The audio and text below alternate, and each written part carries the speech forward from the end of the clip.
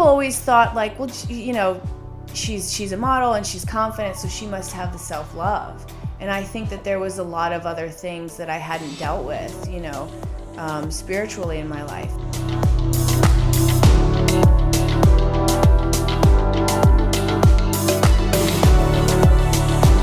Welcome back to the Cannonball Mindset, and I am in Beverly Hills. So like I feel like a rush of 90210. Like I was running this morning. I was waiting to see Brendan and was it Brandon? Brandon and Brendan and Dylan, like the whole gang. I didn't see them though, but I'm sitting here with Jessie Golden, author, yoga instructor, wellness expert, single mother. I think, which is the most powerful attribute. I'm saying writing a book is pretty incredible. Being a single mother is even more powerful than that. And so I'm really excited to have Jessie Golden on from the Golden Secret. Oh, an entrepreneur like that. I'm sure I'm going to get to the other. I'll take it. Single mom. You're right. Single mom is more. The entrepreneur of the decade, right? So you can do all that and still own your own company. So thanks for coming on. Thank you so much for being here. We connected through Jesse Itzler in the mastermind group. And what's crazy is, so I met Jesse and got to know him, and then we go to this mastermind group, and I'm in his house for like 5 minutes, and he goes, Chad, you know who you should interview, shouldn't you? Don't you? And I was like, no, I guess you're going to tell me. He goes, Jessie Golden. And I was like, oh, okay. Who's Jessie Golden? Like like the name didn't even sound like it sounded too perfect. Like that, what like you knew from birth, like Jessie Golden, like you're destined for greatness, right? And so I'm like, who's Jessie Golden? He goes, oh my gosh, she's got an amazing story. She's going to be here. She's going to be in the mastermind group. You're going to meet her. And then after I met you, like 2 minutes, and I'm like, now I see why, right? Oh. Like just authentic, amazing vibe. So over the next however long we go, I really would love as much as possible to get everybody that's listening to this or watching this to see what I saw and what I think everybody that knows you sees, which is awesome. Thank you so much. Yeah. I love that. So let's start. Let's go. I'm going to go right in. Let's do it. So what captivated me over everything I found about you is that you grew up as a ballerina. Yes. Ballet dancing was your main focus as a child, right?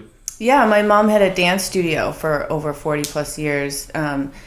And she was, she raised me and my sister pretty much by herself. And so we grew up in the dance studio. Was that here? That was in Chicago? In Chicago. Yeah. So you're dancing, and then the evolution.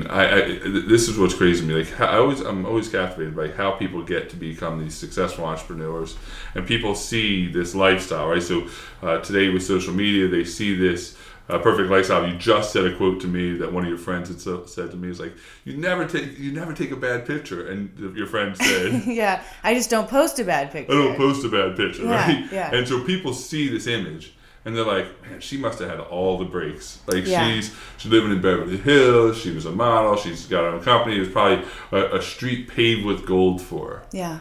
But when you peel back the onion, that's absolutely not what I'm finding for most people, and definitely what I found about you was not your path, right? No, and it's so interesting because I'm sure we're going to get into it, but I have rheumatoid arthritis, and I always say that's one of the reasons why I'm so grateful for having that, and I feel like it's been a blessing instead of a curse, because people have perceived me my entire life as a certain way, whether it was when I was a ballerina because I was good at dancing, but I worked my fucking ass off to get to that place, but there was still a lot of haters. And then I left when I was 17. I transitioned into modeling, and I was in that whole world. There was a lot of people that would judge me just on the way that I looked. And what I noticed when I got really sick and I went through this whole healing crisis and I started sharing it was one of the first times in my life that people saw me and I felt like all of a sudden I was relatable, and now people were listening to me because I had been through something, and I was like, this is my golden ticket. This is my way to be able to share everything that I've been wanting to share, and people are actually going to listen to me, because I've been through something. And with everything in my life. I mean, I left when I was 17. I've been on my own.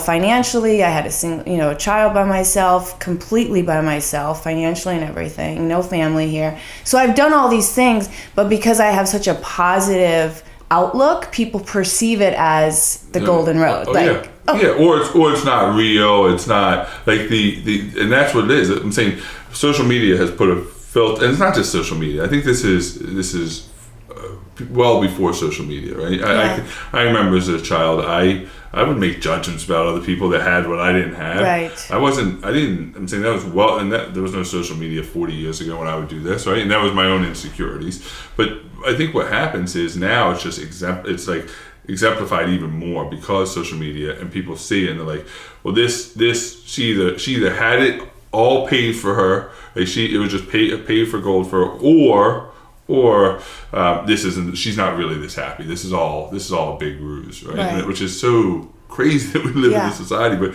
the more I got to know you, and especially the research I'm saying that I did on you, your life has been like this roller coaster, yeah. Right? But yet you're still smiling. When I met you in Connecticut, you told your story, but you said it with such reverence.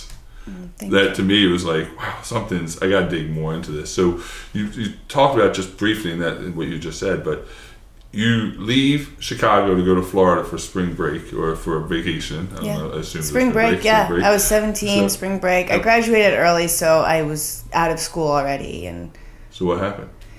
I got there and I was burnt out. Being a ballerina and being a dancer is very challenging, and then having your mom also own the studio, there was so much pressure on me. And when I got to Florida, between the weather and just not having to go to the studio, I was like, I'm staying. And I literally never went home. I never went back. Imagine that Could phone you call. imagine? No. Like if your daughter my God.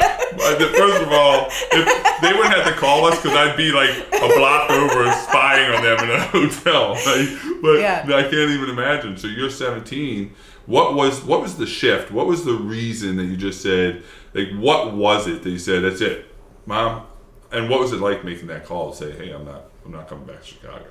Well, I think I have to go even earlier than that. I was always very independent. I was always strong-headed. I always did what I wanted. So my mom already knew that about me. But I didn't grow up in a great family environment. My mom remarried several times. They all had, drug and alcohol abuse issues. I mean, there was so much drama going on in the house. And I just wanted to escape, and I felt finally, for the first time in my life, I remember going to Florida, I was like happy. And all that stuff that I was taking on was not mine. It was my family environment. It was all these other things. So I think I was just like, I'm not coming home. It was just a matter of fact, and nobody's going to tell me, and nobody could tell me because I was independent. I was, already doing stuff by myself. And so how do you emotionally make that decision? Like, I can understand in a logical sense, all right, that's it, I'm done, I feel it. I guess that is emotional, but how do you keep that relationship with your mother? How do you keep those, I think for me, it's like, wow, to leave home at 17. Yeah. That takes a lot of courage. Right? Because there's no way it can be a fearless decision.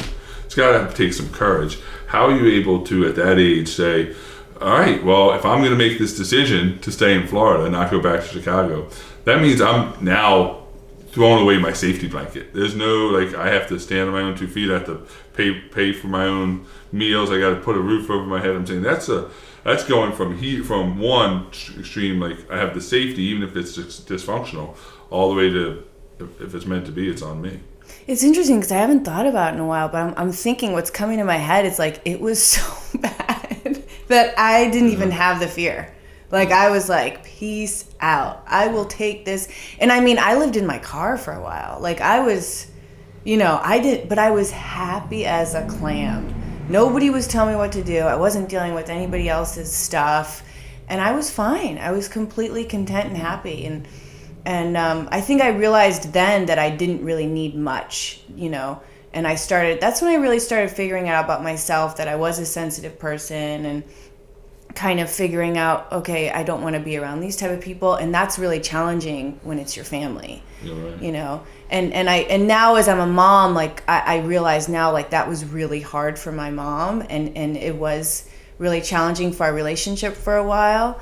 But within, a couple months to a year, we were back, and she was visiting me in Florida all the time, and that's fantastic. So what do you do to survive? So this is the shift into modeling now, right? I'm saying you've been ballerina, now you're in Florida, and you have to pay your own bills, you have to find work, and this is how you get into modeling, correct? Yeah, I actually I cleaned houses at first, and my aunt had a furniture store, and I drove this 15-foot box truck, and I would help deliver furniture. I had some interesting, so I did some of that. I need some of those pictures on social media. You in the movers outfit. If you get some a picture of you in overalls with a moving hat on, that would be epic. That'd be a great photo. I know, it's funny when I think about it. But you know what? My aunt dragged me to a modeling search. I did modeling. Childhood modeling in Chicago, and I hated it because it was like just another thing that was going to take me away from being able to be a kid. I already had such a strict schedule with ballet and dance. And then in Florida, there was at the time it was the early 90s, and it was mid 90s, it was all these modeling searches were really relevant. And she was like, let's take you to the modeling search. I said, oh God, I am not going to one of those stupid things, And she dragged me to it, and we went, and I thought, these people just rip you off. They just want to take your money, and it's these conventions in, Orlando. Mm-hmm. And one of the guys, I had a major attitude, and one of the owners just wrote comped on my thing. And he said, come to Orlando next week. And I was like, yes. I was like, free trip, whatever, we're going to Orlando. I didn't really care about now they're not ripping me off because now that's free, right? Yeah. Now what excuse do I have? Exactly. So thank God he actually did that. Thank God that happened. And that's how I ended up signing with some agencies in South Beach. And when I was 18 is when I officially started modeling as a career. And that's what I did, up until recently. So you're a model now in South Beach, 18 years old. I'm assuming making now better money than cleaning houses and moving. Oh, my first job, I was like, I could pay my entire rent in one day.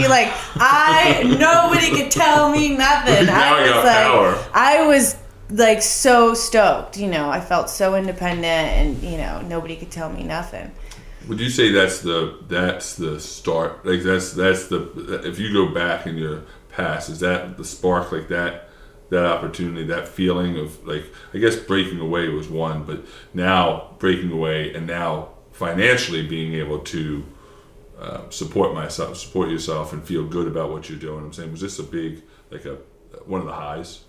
Yeah, and I think looking back on it, I always tell people this because I think people find this really surprising. Modeling to me equaled freedom. It meant less work and more freedom. Yeah. I hated modeling. I actually hated it. I didn't enjoy it. I hated everything that came around with it.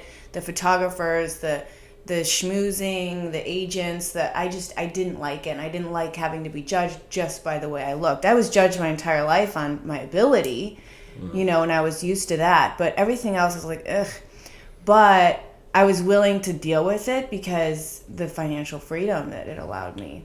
So how do we sidebar question? So having the father of twin daughters, what I've realized now, which I would have been unconsciously aware of, is the struggle between men and women, the difference between men and women, and how they're viewed. I'm a male, and so yes, I've read about it, yes, I hear about it, but it wouldn't have touched home for me because I wouldn't have been so aware of it. Right. But now being the father of twin daughters that are 14, it is a huge focus of mine.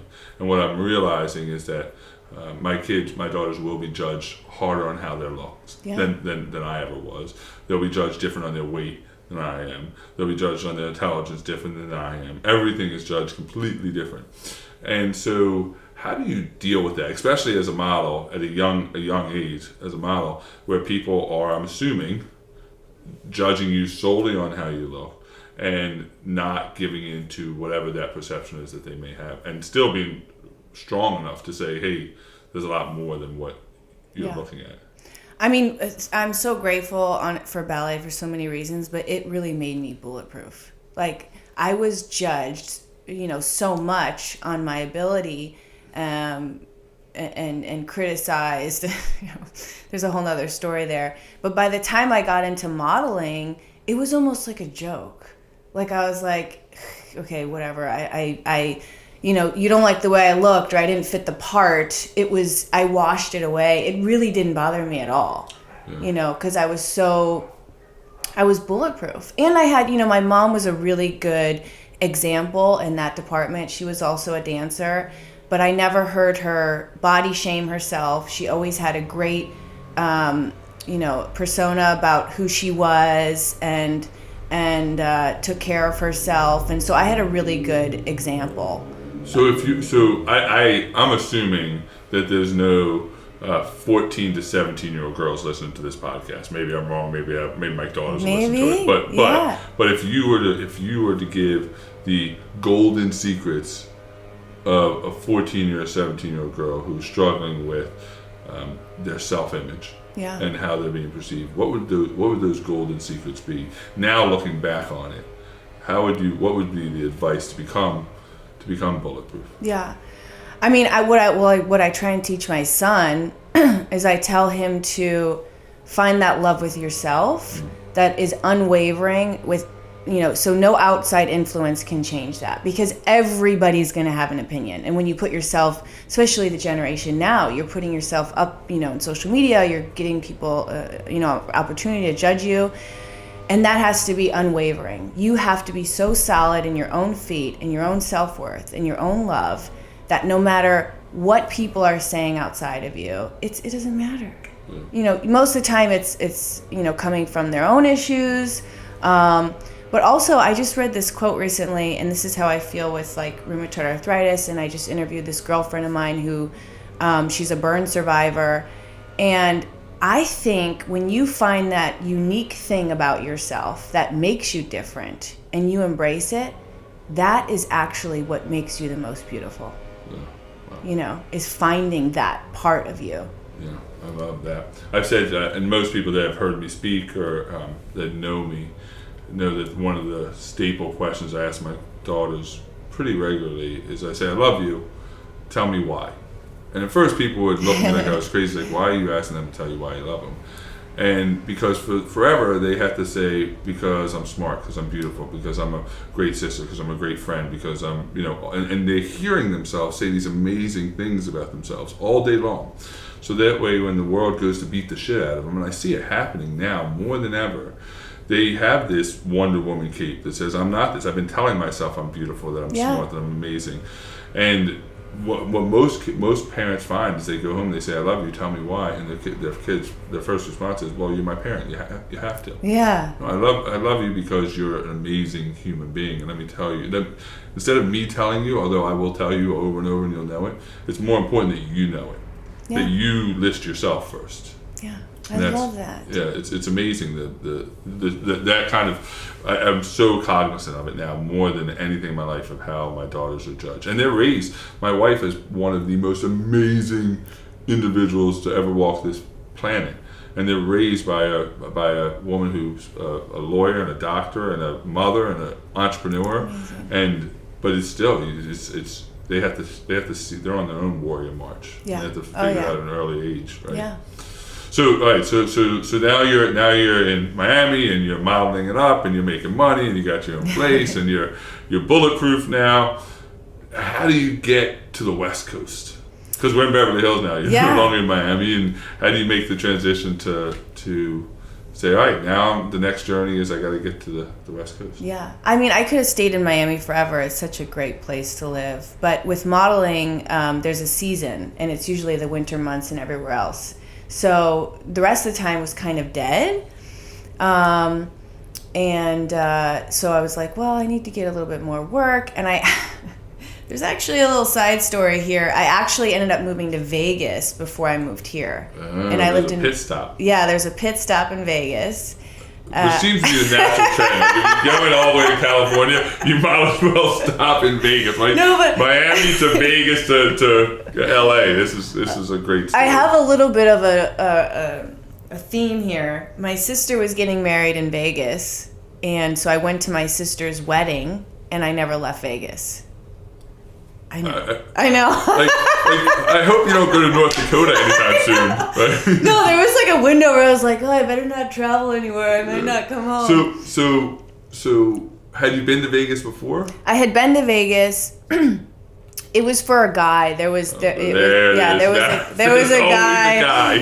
guy. But true story. I mean, now when I think about it, I'm like, my gosh, that's hilarious. But I definitely was living in the present moment. I wasn't really thinking about the future or the past, or I was at that age. I was just kind of, wandering around. So I went to Vegas for my sister's wedding. I never went back. I found this model that literally ended up buying my almost everything in my studio. I just handed her the keys and she took everything over. I never went back. Wow. Yeah. It's crazy. I'm having heart palpitations right now. Like I'm having a little anxiety attack. I can't even tell. So now you're in Vegas. And how long are you doing your stint in Vegas? Yeah, I was there a couple months, and I had actually, this was probably, 98 or something, and I had just shot Abercrombie and Fitch right before that. So I had gotten like $20,000, and I mean, I was 20 years old. I thought I was like, Big Willie style. Yeah, nobody, like it, and I'm in Abercrombie and Fitch, and at the time that was like the biggest thing. So, but I blew through that money pretty quickly. In Vegas. In Vegas. Of course. I wasn't even 21 though. It's designed for you to blow your money quickly. Yeah. There. Oh my God, it's so funny. So I was like, well, I need to start working, and I flew here, and I signed with LA Models. And then I kind of went back and forth. There at the time, I don't even know if they still have it. They have models apartments, which are like sorority houses, where just girls from all over the world would just stay, and we each paid $500 a month or something. So they were making a killing. We were on like bunk beds. Every single male that's listening to this episode right now is Googling model apartments and seeing if they have anything for rent. There was actually a couple. I think a lot of people ended up finding out where these places were, and it became a little bit of a hazard. But, and I was going back and forth for a while, and then eventually I realized, okay, my agent was like, you need to be here full time. Can I get a place here? Like, am I going to work that much? And she said, absolutely. So I finally got a place here, and I continued to work, and it was always still that push-pull, like I wasn't really in it 100%. I always kind of had one leg out. I was almost very judgmental of the whole industry. Mm-hmm. I would get embarrassed when people would say, what do you do? I started making shit up because I hated saying I was a model. Like What was the reason for that? I'm interested because we talk a lot about that, but what was the reason why you felt like you call it something different, or you make up a different name for what you did? What was it? What was the reason? I just feel like the whole stereotype behind being a model, and I didn't want to be. Yeah. People would be like, "Oh, are you a model? Or you should be a model," and I would just be like, roll my eyes. I mean, I hated the whole thing, and this was before social media and before all that, so I didn't really share any of my work. Like, it was a job. It was just a job. And I did my job, and I was able to do the things that I loved, and at that time I had just started really dabbling into yoga, and I was kind of an old soul. You would think that I would be like really partying and living it up, but I wasn't. I was working, and I was hiking, and I was going to yoga, and I was doing dinners, but I was never like a crazy. I was really an old soul, Yeah. And so in that sense, it was good. So again, this journey, and I know the journey because I know you, but for those that are listening, your journey so far, rough childhood, maybe not rough in the sense of others, but rough in, very regimented ballet, and then, you leave, you go to Florida, you make a pit stop in Vegas, then you finally find a home here in LA. Seems like, things are on the rise for you. Yeah. And then you get sick? Yeah. Well, actually, I had my son first. At 25, I found out I was pregnant, and that was a whole interesting thing. I just started sharing this the other day. I realized I had totally forgotten. So, I was on the model diet when I was modeling. I was smoking a pack a day. Oh, nice. Yeah. Not eating and smoking. Yeah. I mean, I was eating, but I mean, I was smoking and drinking coffee and, and I don't know, whatever, doing goofy stuff. And I went to the doctor just for a regular checkup, and he was like, "Congratulations, you're having yourself a baby." And I was like, "Huh?" I was 25. It was not planned. And I went out to my car. At the time, I was driving a 53 Chevy Bel Air, which I bought when I was 16. I still had. And I lit up a cigarette because that's what you do when you're stressed out and you don't know what to do. And I, took one puff and then I put it out. That was the last time I ever touched a cigarette. And I was 25. I was obviously not married to this man. This was totally unexpected. And I had to do some soul searching and figure out, what I was like, well, I'm 25. There's no excuse. This is, I guess, the path I'm supposed to go towards. And Kaleo's dad was super supportive, almost to the point now where I look back, I'm like, I don't think he had any idea what he was in for, because he was automatically like, this is the best thing ever. And I was like, okay, I guess we're doing this. And I dove deep into Kundalini yoga when I was pregnant, which is really great. My teacher at the time, her name is Gurmukh. She's like the guru for pregnant women. And I decided I was going to do a natural childbirth and do it what they call the Khalsa way. So I gave birth at home with a doula, and did the whole thing. Now it's almost common, but at the time it was like, what the heck? Ate the placenta, breastfed. I was going to ask the question, but I didn't know if I really wanted to hear the answer. I know. Now you solved it for me. Yeah. A lot of people don't realize this, though. Like, in nature, mammals eat the placenta. It encourages motherly instinct, but it also replenishes you of everything you lose during labor. So in like Asian cultures, they believe that you could never tell you had a baby if you eat the placenta. So it just... For me, I was like, it's like if somebody hands me a protein shake and they're like, you need this, it's going to make you feel better. That's the way I was perceiving it. It was like, this is going to give me superpowers. I'm in. So what I'm leading up to is I literally was the epitome of health. I mean, this was 15 years ago. I gave birth at home. I did the whole thing. I, stayed home for 40 days. I was breastfeeding. Kaleo was healthy. I was already working. Kaleo and I started working when he was 6 weeks old. We were in like fit pregnancy. I worked my entire pregnancy, for Gap and everything. And when he was 3 years old, my body started to shut down. And I always had an excuse why I felt like shit, which I think a lot of single parents, single mothers do. Especially, I was still breastfeeding, so I was like, oh, I'm so tired. Like, this is ridiculous. I need to nip this in the bud, And it just kept getting worse. It was like I felt like I had the flu one day, and then the next day I would be fine. Okay, I need more sleep. I need to eat better. No matter what I was doing, I felt exhausted. And I went from doctor to doctor to doctor, and everybody would just look at me, and they would be like, "You're fine." They'd run some basic blood tests. You're your mom. It's like it. Working. Just take a nap. Exactly. And I realize now, like, I had a really high threshold for, like, my tolerance for pain and not feeling good was high from my ballet background and just everything else. I was just a tough, I realize now. But so I was basically ignoring every signal in my body, and I kept pushing because that's what I was taught since I was a kid. My mom would be like, you don't feel good, go to ballet, sweat it out. You ignore everything. You ignore every symptom in your body and you just push through it, and that's how you will get to the other side and feel better. That's like people's theory on life in general, yeah. Right? Like just don't address it, just fight through it, and this too shall end. Exactly. Until it ends the wrong way. Yeah.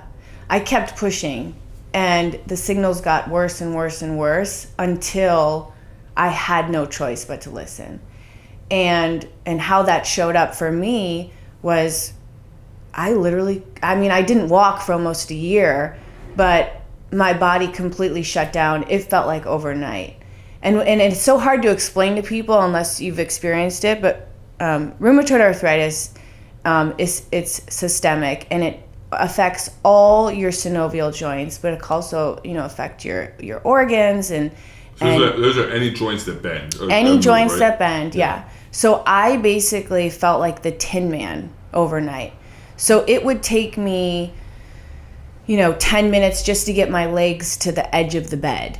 It would take me 5 minutes just to get my toothbrush to my mouth. And then it would take me another minute to open my jaw because my jaw would be locked. And this is like, I've been independent in my life. I don't need anybody. I got this. And now all of a sudden, I'm a single mom. I have this child and my body is not working. And all my old ways of pushing through and thinking I was bulletproof weren't working. Yeah. The universe had said, let me tell you who's in charge. Yeah. And I was like, what the hell's going on? And to make things even more interesting, about a week before my body shut down, I had already been practicing yoga since I was, religiously, probably since I was 20. And I was 29 at the time. And my modeling career, I was still working, which I was amazed by that. But all the yoga companies were just coming about, Lululemon and all these ones that are still relevant. Lucy Activewear, Aloe wasn't even out yet. All these big companies. But I thought if I get my yoga certification, it will keep me. I'll stand out from the rest, and I'll be able to extend my modeling career. And so I signed up for this 4-month yoga teacher training course, and I walked in there with my ego, thinking, I've already been studying 10 years. I've been a ballerina since day one. I know all this. Just give me my stamp of approval. And the crazy thing is my body literally shut down. My peers never knew that I could do any asana practice, which is the movement part. And I had to sit on the sidelines for most of the 4 months, which was the most uncomfortable place for me to be in. But it was the place that I needed to be in to do the work that I needed to do that ended up helping me, to be able to be in the place that I am now. Had I been able to rely on my body like I always had, I don't think I would have learned the other lessons. Yeah, so this is crazy. So you're not, you still have a child. Yeah. You still have a 3-year-old, 4-year-old son at that point. You are sick. Mm-hmm. And again, I think when people, if you don't know, and I didn't know, when you hear arthritis, you think, oh, well, they're stiff in the morning. Their knuckles, they crack their knuckles too much. So they make some judgment on so you can't play golf or whatever. Yeah. Right? But that's not this. This is affecting all organs, affecting everything. You can't walk for a year. What do you find out about yourself in that year? What besides I'm sick, you have a choice. You're either going to be this victim of your disease, right, or the victor of the disease. And at what point did you feel which way did you feel? At any point did you feel both? How does that struggle go? I think it's totally normal when anybody gets diagnosed or gets disheartening disease, news, to feel like the victim. And that's okay. What's not okay is to live in that space. It's okay to I remember crying and why is this happening to me, and having a meltdown. That lasted about a day because I have a child. I don't have time to be sitting and crying by myself. I need to empower myself and figure out how am I, and that's the greatest thing I think about being a parent is it really gets you outside of yourself, which I suggest everybody does. And if you're a parent, you live in that space, but if you're not a parent, you could do it anyways and help somebody else in need. Get out of your own way. And I didn't have an opportunity to live in that space. I had to still work, and I still had to, get things taken care of and take care of him. So I cried for about a day, and then I was like, okay, what are we going to do? And the first thing I did to empower myself was change my diet. What can I do? And as long as I was doing things. But the biggest lesson for me was to see what wasn't working. What was I doing that wasn't working in my life, and switch that up. And I found out what those were in the spaces that I was the most uncomfortable. And the most uncomfortable place for me to be was in stillness with myself and my own thoughts. And when you can't move, you're stuck there. Oh, yeah. You know? Oh, yeah. It's what's amazing to me. I just listened to, there's a guy that has a podcast. I'm really trying to get on the show. This guy is unbelievable. His name's Peter Attia.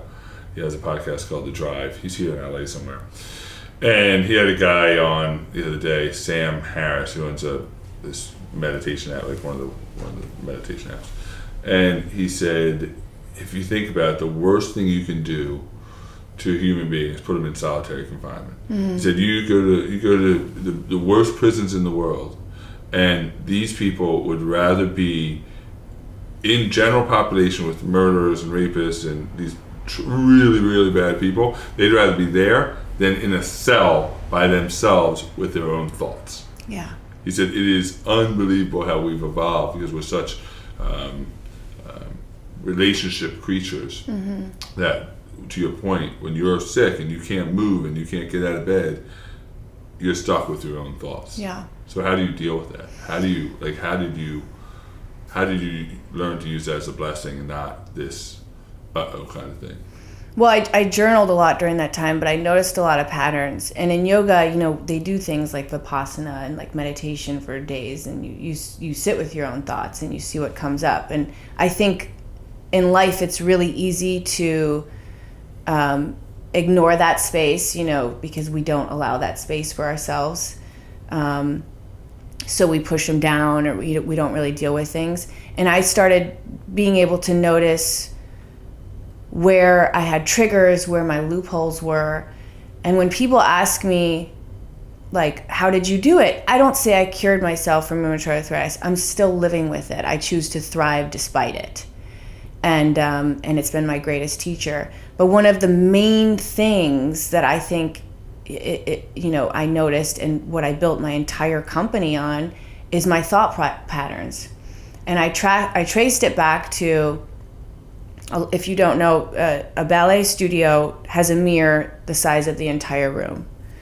And when you're practicing, 4 or 5 hours a day, you're literally looking at yourself in the mirror, judging every single thing that you're doing. And if you're not judging yourself, you have a teacher pointing out all your mistakes as well. So my entire life, I was programmed to judge myself and to constantly, you're not doing this right, da, da, da, da.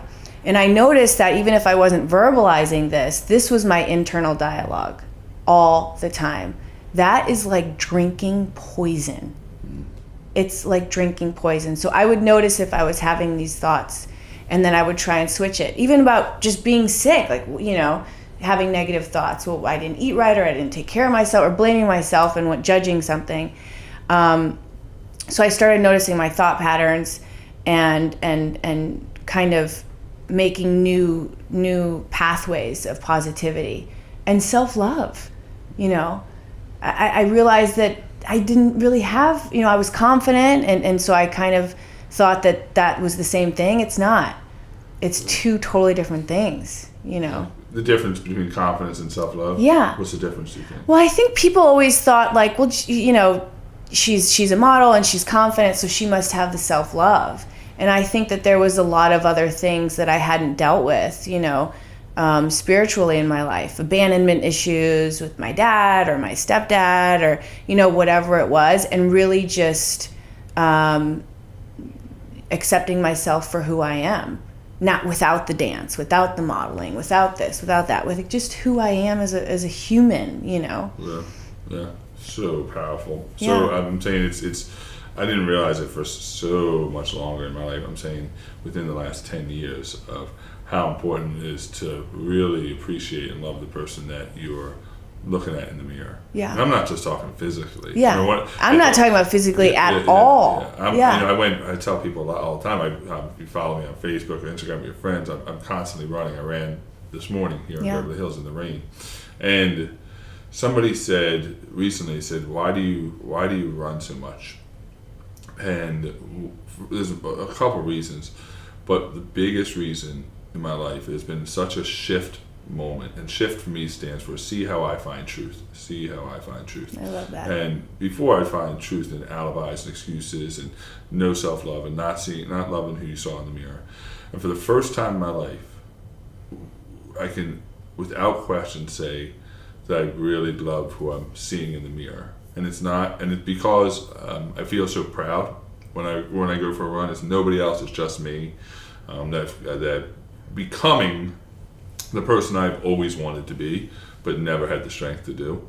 And I think that's where that confidence, it's because of the self-love that it starts to produce confidence to the outside world. Yeah. Right? Anything else is just a facade. I live with that facade forever. And I think it's so powerful that you see the difference between the two, because I'm just finding that out now, and I'm 45 years old. Yeah. I've been around for a while. So now you're changing your diet, you're changing things, you're starting to really appreciate who you truly are. Your self-view starts to change, and you're starting to say create better stories for yourself. So when does the men start? Like, when do you start? Again, you'll always have rheumatoid. You'll always have this, right? Arthritis. Yeah. It doesn't go away. Correct? Yeah, it can go into remission. Yeah. And I love this statistic because it really puts things into perspective for people. So I got diagnosed when I was 29. I'm now 40. So 60% of people are considered completely disabled at 10 years. And a lot of people don't realize that. So what happens with the chronic inflammation is it creates deformity in the joints. And, I didn't walk for a year of my life, so I know what that's like. And coming from my ballet background and people that know me personally, in any facet, they'd be like, Jesse, can you do this? And, something crazy, like, can you do 5 pirouettes? Like, yeah, can you, whatever, anything it was, I was like, I'm doing it. And if I didn't know how to do it, I would figure out how to do it. So for me not to be able to move my leg in the morning, it was like, it was like I wanted to, jump out of my own skin. It was like the craziest way to have to learn something. And I think I know that's part of it too, and I love using this metaphor in life in general. Nobody's gonna wake up one day and have everything figured out. No one's gonna have the perfect house, the perfect kids, perfect wife, the perfect husband, and be completely healthy and have it all. No. We just have to become better students. And I realize that tomorrow I might have a flare up and something might happen, and I need to allow myself to be adaptable and reassess and figure out. The only thing that I do have control over is my mindset. And I am really good at that.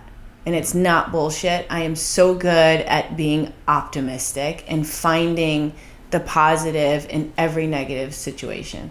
But is that, so I love that, and knowing you now, like, I know that that's real. Like, I know this, it's not I'll just put on this happy face, but I'm really this miserable person underneath. Yeah. Like, this is real. What you see is what you get. And so, but is that a muscle that you have to continue to train? Yes. I'm telling you, I wear a bracelet that says I am enough because I struggle with that every day. And so it's a muscle, right? And whatever you feed it is what's gonna. I'm saying, right? How do you? 1,000%. I think that's like saying. I was talking to my friend yesterday. Like, I think people think it's like, they read one self-help book and they're good, and it's like, okay, now it is a muscle. That's like saying you work out one day a year. Like, you have to work out every day. And then when these challenges come up in your life, that is an opportunity for you to utilize those lessons that you just learned. That's why I find it so amazing. Like, every time that there's, something crazy in my life, I'm like, here's my opportunity.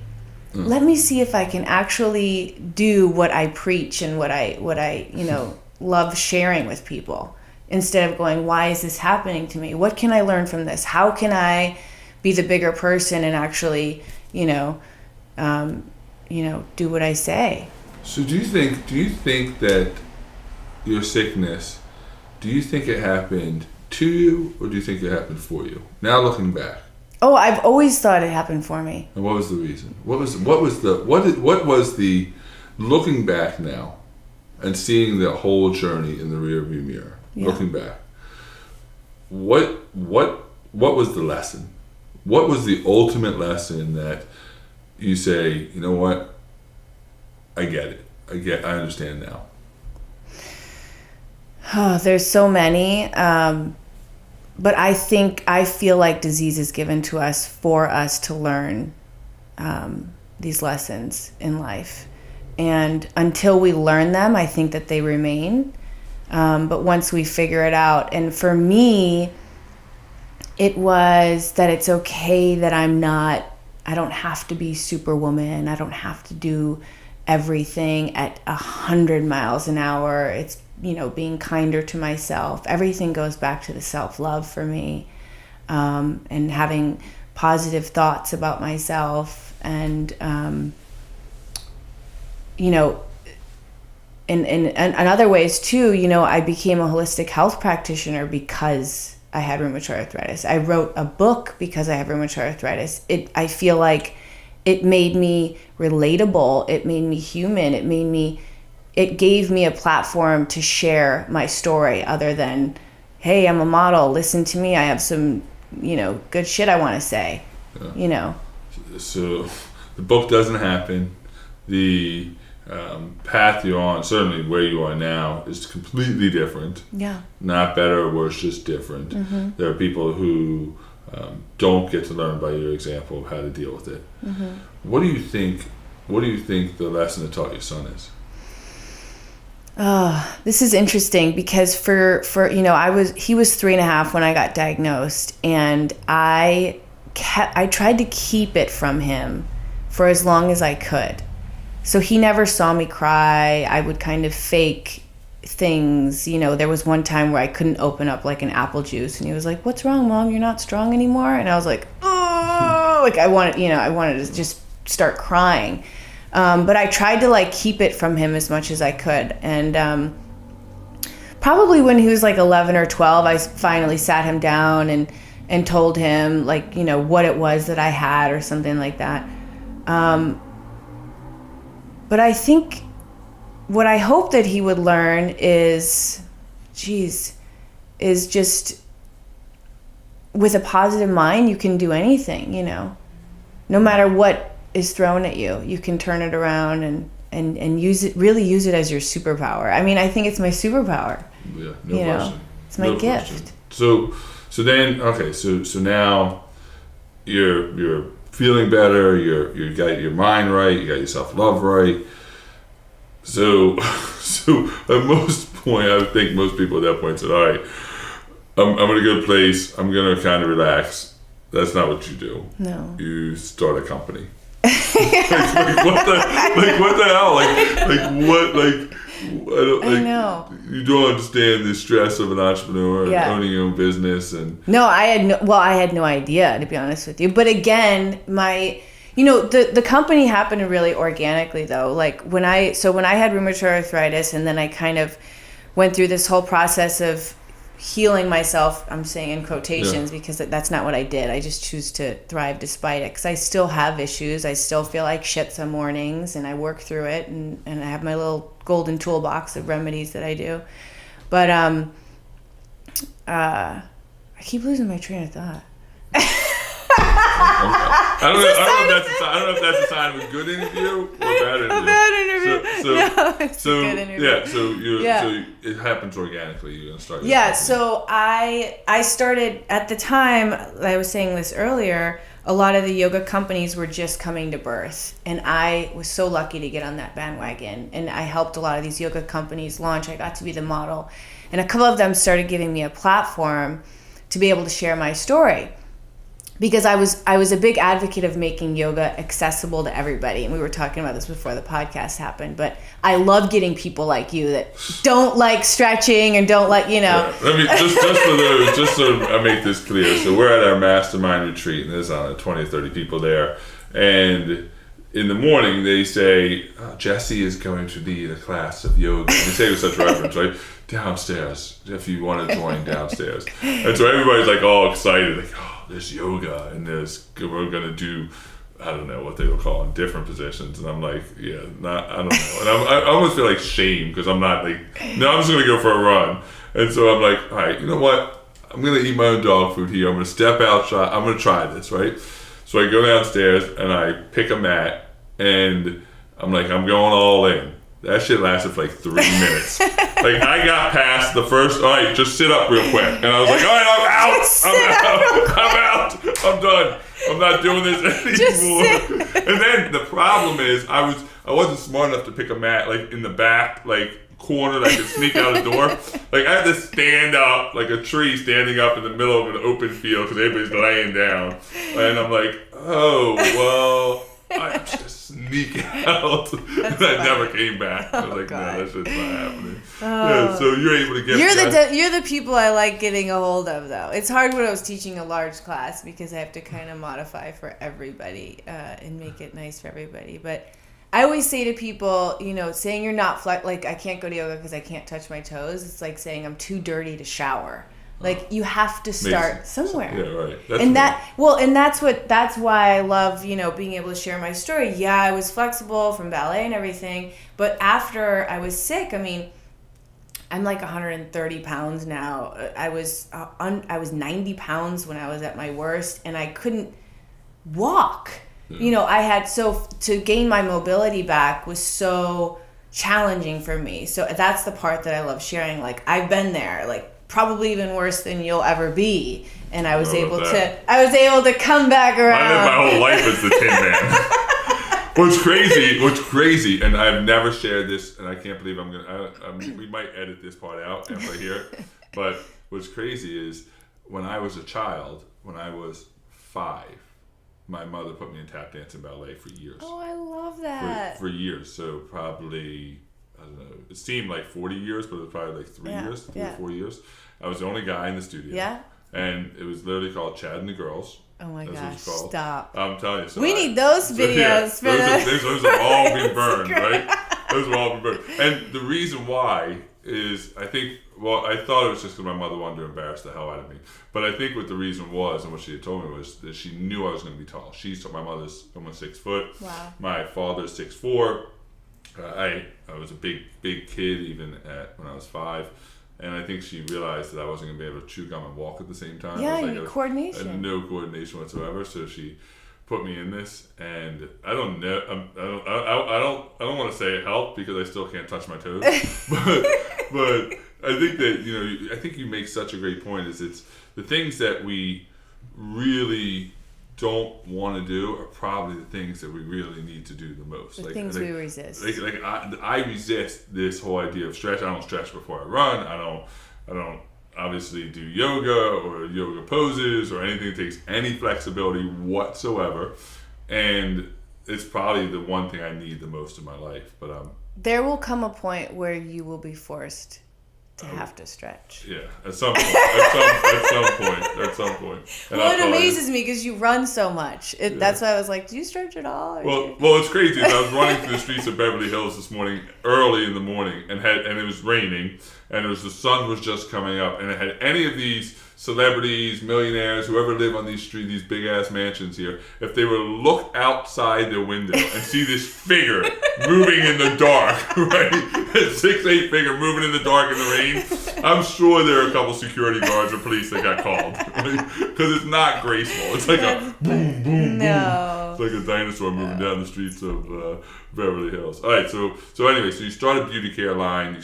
You make your own makeup. Yeah. It's taking off. Skincare, not skincare. makeup. I'm sorry. Yeah. Is that skincare? Okay. I'm such a guy. It's okay. I apologize. Yeah, no, I like skincare. So you make your own skincare, and this was all. When you say it happened organically, I'm assuming it's all organic. But how did it happen organically? Yeah, in both ways. So what I was saying was when I started modeling for all these yoga companies, a couple of them gave me platforms to start sharing my story. And at the time, I think there was MySpace. I don't think Facebook was even available yet. Are you not still on MySpace? You know what? I should check that profile. I think I am on. I think I'm still friends with Tom. Oh, really? Tom? Yeah. I'm still on. I forgot about it. But I started sharing. I started getting messages and of all these people that either had rheumatoid arthritis or had somebody that had rheumatoid arthritis or had an autoimmune disease, and they wanted to know my secrets. And it would literally keep me up at night because I couldn't possibly respond to all these emails that I was getting or messages and stuff. So I started a blog called The Golden Secrets. And originally I was just sharing how I was able to, get to the point where I was, I didn't talk about this, but I had never run, Chad. Like, dancers don't run. It's like it doesn't happen. Yeah. And when I originally was able to walk, it was only because my doctor hooked me up to an IV of steroids for an hour because I had so much inflammation in my heart and lungs and everything. The next day I ran 5 miles. First time in my life. Wow. And then I ran 5 miles like that whole year. I was like, I'm running, because I was so excited that my body was working. But I started sharing everything. And then I did that for a couple years. And then I started sharing my story with other magazines and stuff. And at the same time, I had always made my own skincare.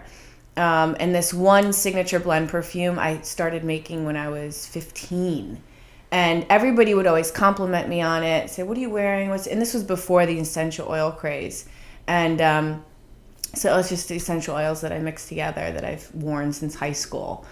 And a friend of mine who I really admire, super successful, he said, honey, why don't you put that on your website?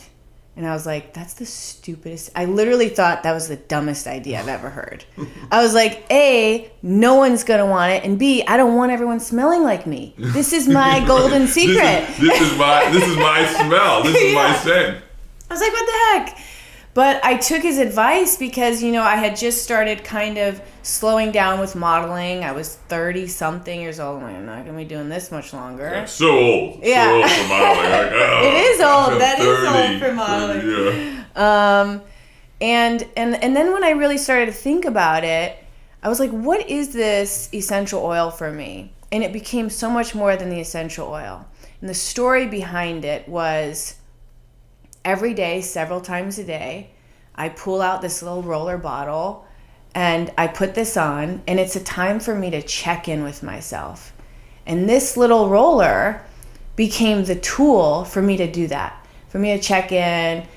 Where are my thoughts? Where am I at with myself? What are my intentions? What are my intentions? What's happening? And then also the effects of the oil.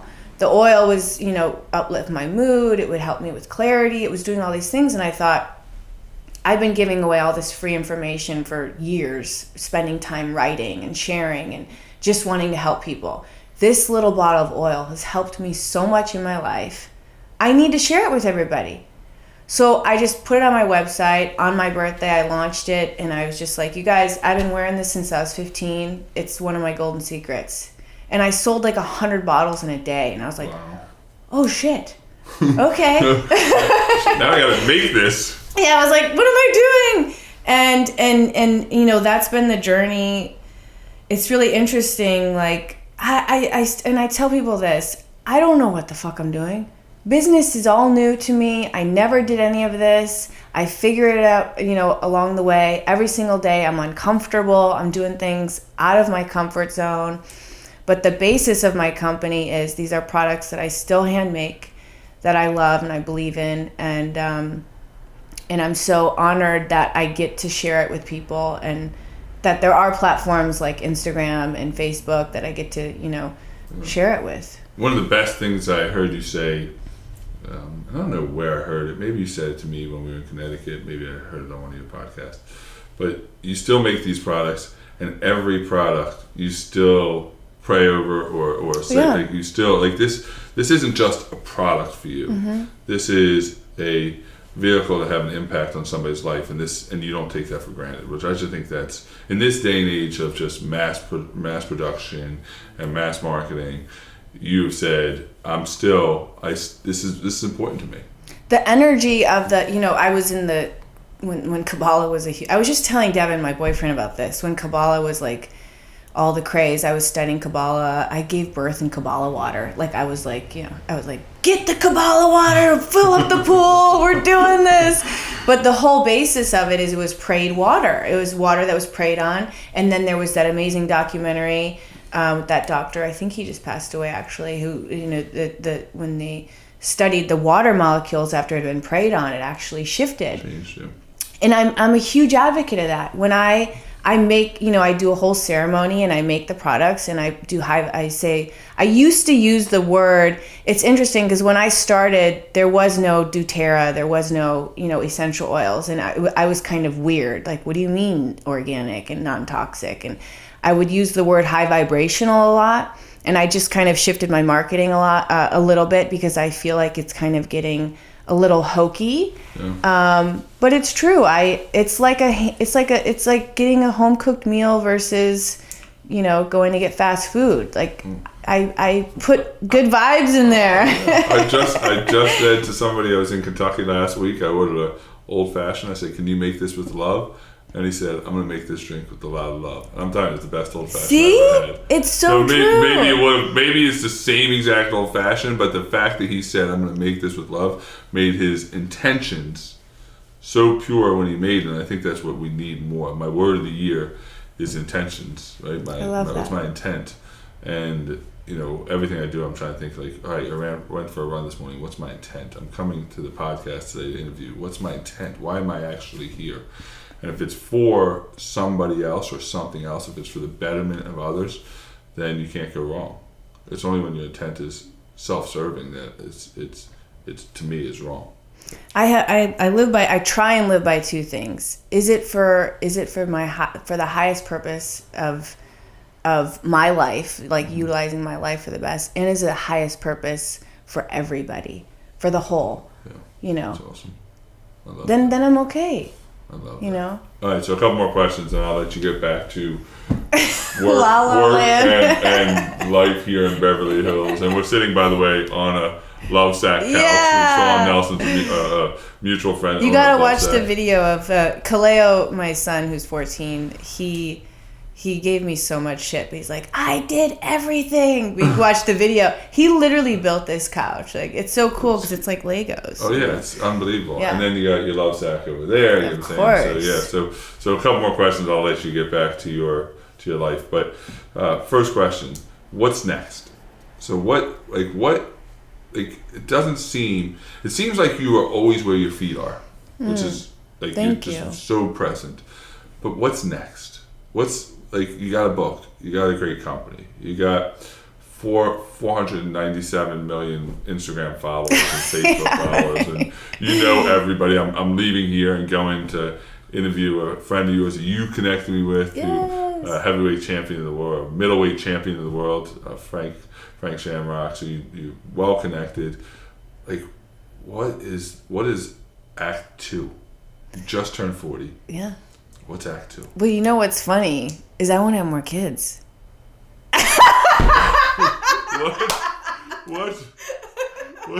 No, you know what's crazy is so this is gonna sound crazy, but I went to this psychic a week ago. He's from Turkey and he's a Turkish coffee reader. So have you ever heard of this? No. So you drink the coffee. It's like an espresso, Turkish coffee, and then reads the grains of the coffee. This guy was so dead on with names, everything, just like everything. My mom, Kaleo, just nailed it. And he goes, do you have twins in your family? And I'm like, yeah. My grandmother had twins. My uncles are twins. And he's like, I think you're going to have twins. I'm like, what? I'm not pregnant. I'm not trying. What? But within the next... I'm 40, so we'll see if it's even possible. But I would like to have more children. Wow. Yeah. You might want to tell your significant other that story, right? He knows. Guy, if you want to see a big dude, his name Devin? Actually, he needs to talk. You need to talk to him because the guy said twin girls. Twin girls. Yeah, and he was like, "Oh listen, God." He talks to me. Twin girls. He's going to get permanently planted in South Dakota. He's like, where did he go? He just went out for coffee. I don't know why he's. Well, I just took her advice. I just stayed. I'm now in South Dakota. That's funny. So all right. So the future may hold more kids. So. Again, I'm sure people that are listening to this, the minute they start listening, they Googled your name and you're everywhere. But where do people find you? So they can buy your book. They go, are you going to write another book?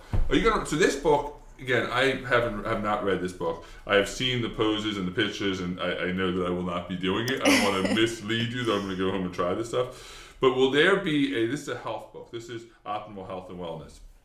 Is there a Golden Secrets book, like the story that you just told? Yeah, I started writing it first, that book first. And then this one kind of just like took over. But I don't think I will ever write a book by myself again. I think I would get somebody to help me. Because I actually wrote this book by myself, and it was more challenging than giving birth. Like, for me. This is totally out of my comfort zone. I just had all this information that I felt like I needed to get out because it was driving me crazy.